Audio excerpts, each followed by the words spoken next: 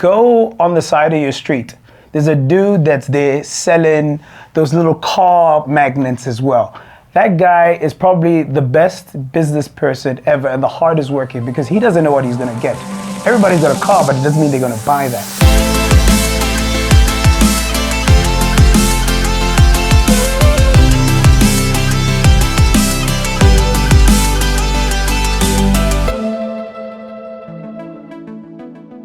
That's a long story, but we got a bit of time. So I was born in Limpopo, South Africa. Mankweng Hospital by two immigrant parents. My dad was a doctor.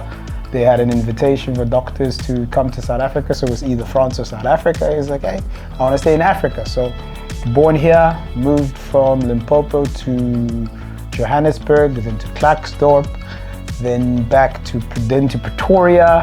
Then I was a bit of a rebel, so my parents shipped me off to boarding school in KZN. Then they really didn't want me, so they sent me to Australia to school. So then I started my career there. So just been up and down from there. I've got two older sisters, fraternal twins. So yeah, just a lovely, beautiful family. So my name is Michel. Obviously sounds like a girl's name, but it's actually Michael in French. So everybody can call me Mike, Michel, or Michael. You know, it's cut in half from my mom's name. My mom's name is Micheline.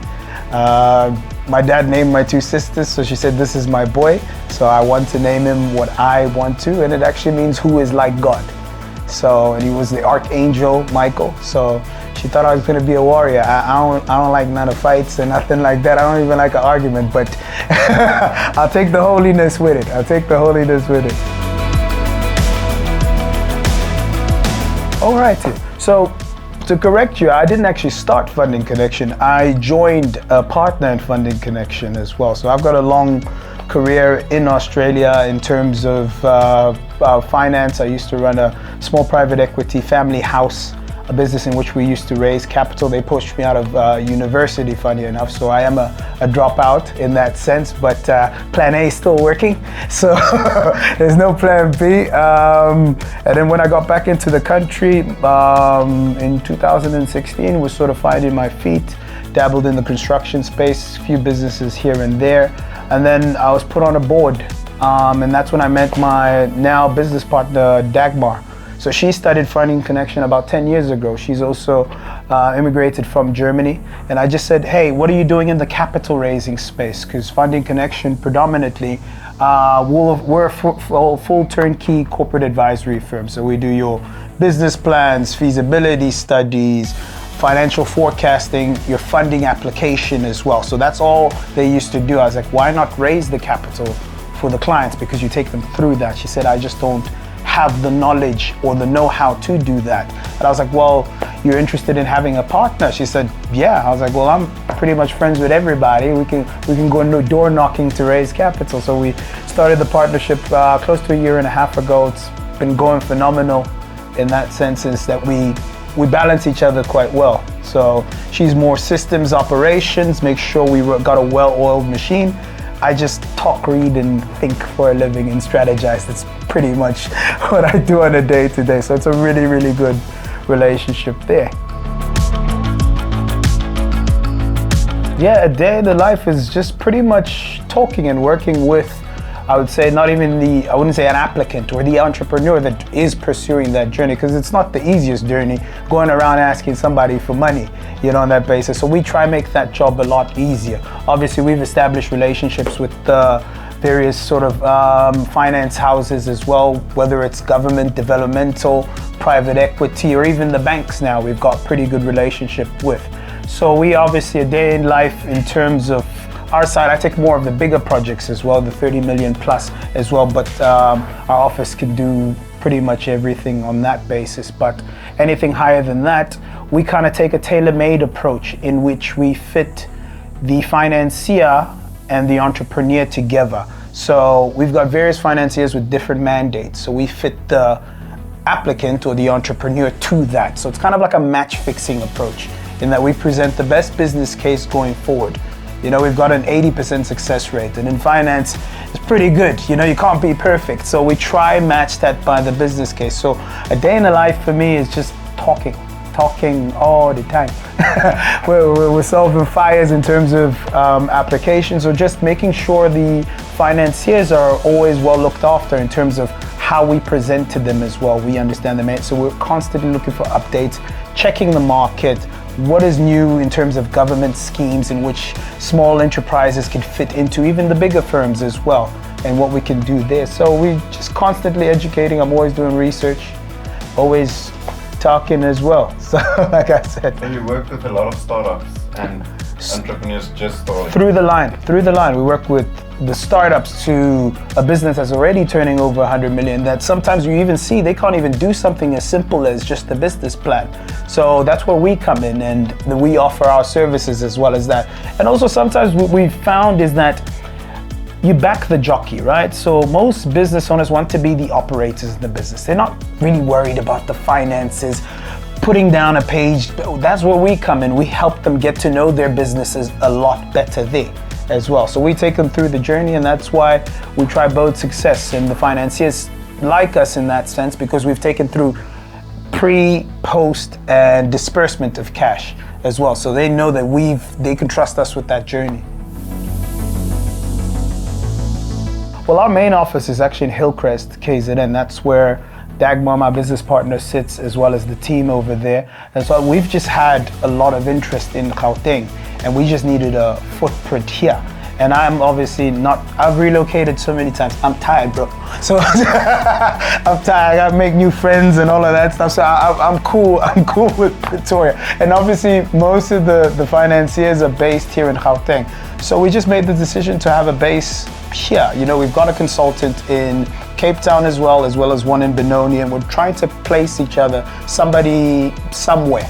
So here is just going to be our business development hub in terms of that's my strong skill set. So I want to build a team around that, and the work gets done through. So we have a well-oiled machine in terms of that.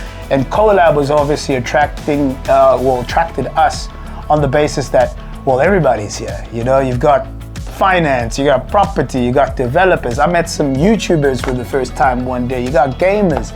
You know, there's such a plethora, it's such a smorgasbord of different businesses. It makes sense for us to be in that hub because we deal with different businesses every single day. Like I know about chicken farms to toilet paper factories, you know, so literally, so we can relate to everybody and find a way to help everybody, because finance is a common thing, because in business cash flow is important.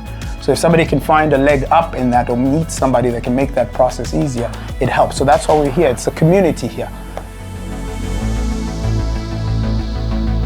In terms of that process, you always have to understand the entrepreneur first, because they are the business, right? They are basically the fuel to that business, because he's got to push every single day. Understand what their end goal is and what their structure of their business is. You understand? You say a YouTuber is like, what is your actual business? Is it selling a product? Is it selling a service? How can we fit that? And then we actually do the business plans off the basis of that, because they all obviously want to know, it's like, okay, I do this every day, but what does my business actually look like? So we paint that picture of the business case. Then from there, we can then decide, okay, whose mandate do you fit in terms of how they want to invest in this business as well? Because you could be let's use the YouTuber example. You could be a face of something, but what product are you the face of predominantly? If it's skincare, if it's education, let's find somebody's mandate that fits into that educational space, whether it's through grant funding, direct debt, or as well as finding you an investor that wants to invest in you as well. Because most financiers now don't look at the business. The business is redundant. We can paint the best picture on a business. I can make anything. I can optimize any balance sheet or make any financials look great. And that's why they back the jockey. So they say, okay, but who are we investing in? Because you're going to be running the show every day. We just want, of course the numbers can look decent, but who is the individual? And that's where we've seen that financiers have moved more towards. From what I've noticed in South Africa, it's only changing now from the example we're seeing with of the Silicon Valley transactions as well now. But I think here we're still stuck on the traditional banking model, because at the end of the day, we're the most developed country in Africa, as we would say, for argument's sake, but we're still developing. So there's a lot of risk in that. So people still want to hedge their risk. That's why we don't have that many adventurous venture capitalist firms that say, no, we want money later, not now. No, guys want some level of a return now. So you even look at like a grant, right? A grant, people think a grant is free money. It's actually not. Somebody's still paying for it. So you still have to build a business case that would be able to pay off that grant, to be able to, and that's a safety measure as well, because people don't want to throw money and stuff. And plus, also individuals have taken advantage of different schemes or easier ways to access funding. So I would say here we're still a bit behind, but there's a lot more open-mindedness coming into the market now. And that's why they're starting to back the jockey. Because they're like, okay, if you're an operator, operate your business. Then we'll put in place the systems to help make a conducive environment for you to operate your best. And what is your plan going forward as well? That's why projections are important. It's like, how are you going to get to that end goal as well? So that's why we're seeing a lot more people also taking equity as well. So what we have mezzanine finance, which is a combination of debt, somebody you've got to pay them back, and they have got an equity stake in the business as well. So we're seeing a lot of combinations of that. I love in Africa in general, so I'm going to say holistically, the level of entrepreneurs that you have. I always make a joke to people and say, you know, we've got the best entrepreneurs, I think, in the world. And they say, why? I was like, go on the side of your street. There's a dude that's there selling those little car magnets as well. That guy is probably the best business person ever and the hardest working, because he doesn't know what he's gonna get. Everybody's got a car, but it doesn't mean they're gonna buy that. But he's marketing every single day. He knows that this is my last paycheck, or is this the day I might make it, you know what I mean? But he's taking that chance. So I'm excited about it because everybody's trying to take a chance. Everybody's trying to make a way forward, right?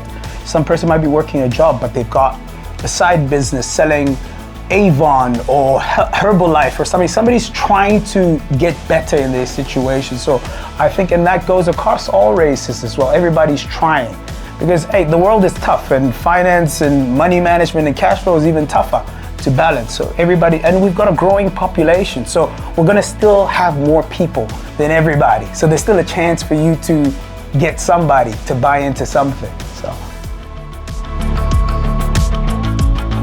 Well, I think everybody's open, you know, to the fact of having a chat. You know, you don't take an office in a collaboration space and not want to talk to people. You can stop downstairs and have a coffee and be sitting next to a stranger and say hi, and they'll go back, whether it's the finance guys upstairs to the advocates there. Everybody's trying to work.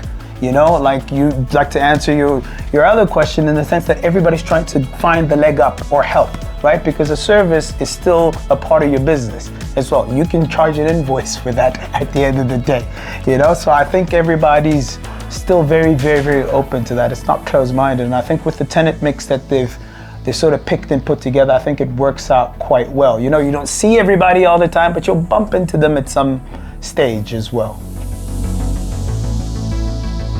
I'm just winging it, man. Just taking every day as it comes. With Funding Connection, I'd love us to grow, have a footprint nationally, so that we can be the voice to people that are looking to start up businesses. So as well as in this building, we're looking to grow. I'm constantly inquiring about, do we have an open space? Because we are looking to scale up and grow as well. Here, we don't want to leave this area. You know, I live, eat, and drink in this area, and gym as well in this area. So for me, it's very comfortable. But we definitely want to grow within the footprint here, and we think that this area, Menlemain, is going to be the hub as well of Pretoria, similar to what Sandton is as well. So we're working hard towards that. We need more businesses, so I need to work a lot harder for a lot of businesses getting funding, and in my own capacities, just to get in where I fit in. You know, we get involved in a lot of opportunities. Certain things look attractive to us. You know, I've got some auxiliary businesses as well on the side as well, looking to just grow that, but not to destroy my peace. I think that's important, you know. I think we try to run the hardest races as entrepreneurs, and we try to work too hard, too fast. I think it's now a period where we want to work smart, but hard in working smart. Waking up every day, I guess. Hey, God's not done with me, so I guess so. That's what makes me happy. Just my family and just people. I enjoy people. I think you take what you get as well. You give good to the world, good will come. And there's bad days. The bad days never killed me yet. I hope so. But a no's never killed me either. You just grow from that. I enjoy every single day as it comes. I think it's a blessing. What makes me mad? You know, I left the temper a long time ago. I get irritated, but mad, no. Anger's such it's a tricky thing, hey? I think irritation more on my side, but that's just frustration in you playing your part and then the other person who you were relying on doesn't play theirs. That bodes the frustration. But anger, no, it's something I left a long time ago. I get more frustrated than anything. Just that, people not doing what they're supposed to do. But then I get frustrated for like 5 minutes. Let's find a solution. Let's figure this thing out. You know what I mean? You must teach me that. I got you. A lot of yoga, Pilates, brother. Drink a lot of water. And then in the evenings, keep a whiskey safe in the evening. Keep a whiskey safe in the evening. Just have it on speed dial. I tell you that. Every single part of it. Every single part. Elaborate. In the sense that I train at the gym that's here. My glasses I buy from Torga that's there. What's it called again? I've stayed at the hotel a few times as well, possibly even looking at moving. And yeah, it's not, unfortunately, I'm very loyal to my barbers. They do. I haven't gotten there to yet today, but I'm very loyal to my barbers at Mellon. They take good care of me. And then I frequently eat at a lot of the restaurants there throughout the Times Square. And I'm always walking around here. So there's a lot to do. And one of our biggest partners, PIC, is here. The banks are here as well. So there's always lots to do, and everybody wants to meet here, so it makes it easier and cheaper for me. No petrol, Ubers ain't that expensive, so I'm cool. I got two places. It's the second balcony on the first level with a veranda in which you can just people watch. So every day I have a coffee there. And I just people watch, and I have my iPad there, and the Zen room because I've taken naps. So I don't know if I'm allowed to say that, but I'm taking naps. It's just that, you know, it's balance, my brother. It's balance. Life is hard. And sometimes it's better just to close the blinds, take a kip, and then focus on the rest. Just does too.